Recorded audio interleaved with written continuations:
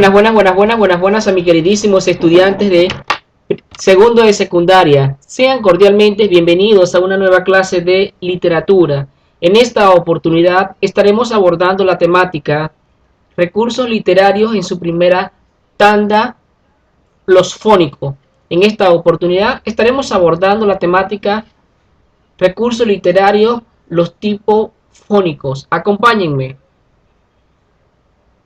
Quería comenzar con un poema del gran Manuel González Prada, quien es el maestro por excelencia de la literatura peruana, uno de los grandes poetas de la literatura peruana, que dice así: ¿por qué la sombra, si eres luz querida?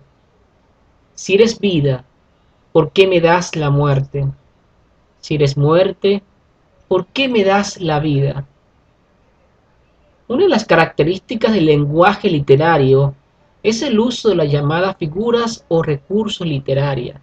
Son ellas las que van a servir de alguna otra forma darle ese matiz de belleza, entusiasmo y carga emotiva a la lectura, haciendo que el lector se enamore cada día más de la lectura.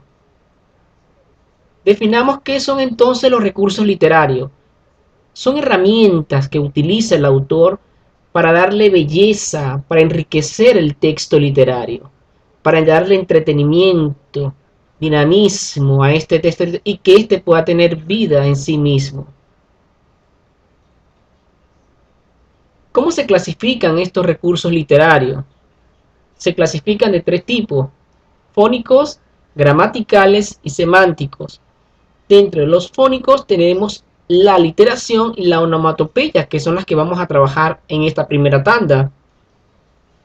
Luego vienen los gramaticales, que es la anáfora, el polisíndeton y el hipérbaton. Finalmente, los semánticos, donde encontramos el símil, la metáfora, la hipérbole, el epíteto y la personificación. Pero, ¿qué son realmente los recursos fónicos? Cuando hablamos de recursos fónicos, hacemos referencia a aquellos que empleamos o que emplean los sonidos de las palabras para provocar esa sensación determinada al sentido auditivo, una especie de coqueteo con el sentido auditivo. Cuando anunciamos un sonido o simplemente queremos imitar, utilizamos este recurso llamado recurso fónico. Allí tenemos cuáles son los recursos fónicos más utilizados en la literatura, que es la onomatopeya y la aliteración. Cuando hablamos de onomatopeya, hablamos de imitar el sonido de aquello que queremos describir. Ejemplo, si yo digo, y el gallo cantaba, ¡kikiriki! O el miau lloraba de ternura, de tristeza, y digo, miau. Estoy imitando a través de la palabra escrita el sonido de la palabra de lo que está expresando el animal. Por eso cuando hablamos de onomatopeya hablamos de imitación de sonido. Y cuando hablamos de aliteración hablamos de repetición de uno o más sonidos en el transcurrir del verso, que pueden ser sonidos de sílaba o simplemente de consonantes, con el fin de transmitir un poco de ritmo o cadencia al poema. Ahí tenemos un ejemplo de onomatopeya. ¡Bam! El disparo. Tic-tac, el sonido del reloj. Cataplum, la caída. Algunas onomatopeyas se usan como figuras visuales que pueden describir movimientos en zigzag o un ambiente determinado como un establo de vacas. Ahí tenemos un ejemplo de aliteración. Mi mamá me mima. Vemos que constantemente se hace uso con el fonema, con la letra M, ¿verdad?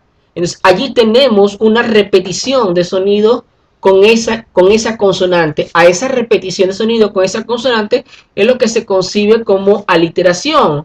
Luego tenemos un fragmento del poema de Rubén Darío. Los claros clarines de pronto levantan sus sones, que suena como una especie de trabalengua o algo así. Vemos que cla, la L y la A se pronuncian constantemente a lo largo del poema. A este sonido repetitivo se le conoce con el nombre de aliteración. Luego tenemos de finales fugaces fugitivos, fungos, fuegos fundidos, en tu piel fundada, de Kay Missiles. Vemos que la F se repite constantemente en el transcurso del verso. Y en el fragmento del poema de Rubén Darío, el ala aleve su leve abanico. Vemos que el fonema con la A y la L se repite constantemente en el transcurso del verso.